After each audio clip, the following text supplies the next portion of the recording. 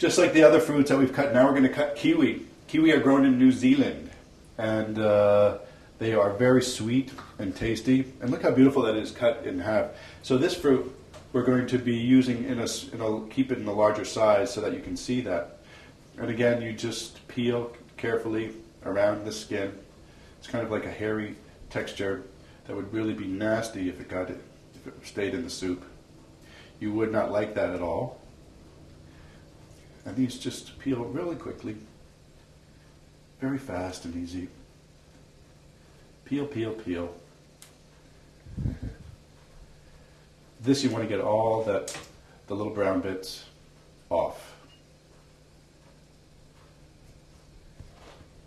Here we go. Look at that. So you see it just takes a few seconds and you have a peeled kiwi. Very easy, very easy. And you can cut it in slices. See, look how gorgeous that is in a slice, that geometry, the green with the black. It's very pretty, the colors, and it adds a lot to the soup.